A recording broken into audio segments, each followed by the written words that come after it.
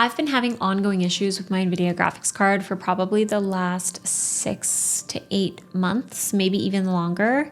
And the main issue that I was having was that basically phase one was my driver was somehow out of date and or not getting detected properly by my system. And it was causing the resolution to just be awful.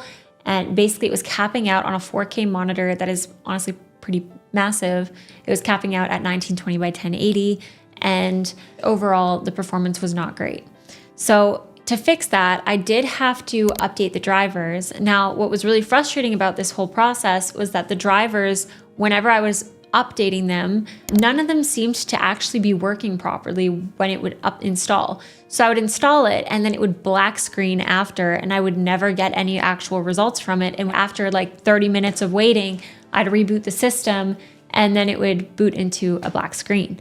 So I ended up having to roll back any of the driver updates that I was doing.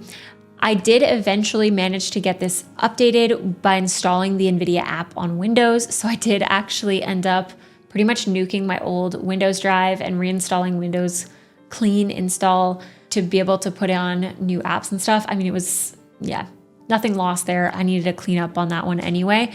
So I ended up installing the NVIDIA app, updating the drivers that way, and that did work. However, it would only connect via HDMI, and this was the next problem that I ran into. So the first things that I had to do was actually, I had to turn off fast boot because I want to say consistently, also when I was just connecting via HDMI, it would show the Windows loading sign and then it would just go black screen.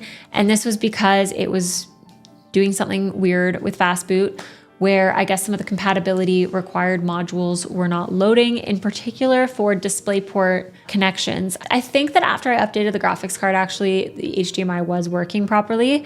Turns out that there's a whole other section of settings that you can tweak for your graphics card in the NVIDIA app. So the power management mode by default is optimized for lower power usage.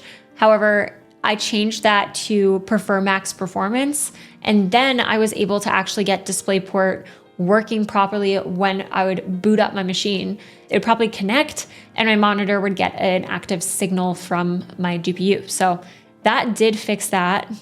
It was kind of weird though, because even when I was experimenting with all of these different options, even when I had my HDMI plugged in, it would work. When I plugged in my DisplayPort, you could get it working from your HDMI view, went in and manually detected an older display from your display settings, and then it would detect that DisplayPort connection was plugged in, which is kind of weird.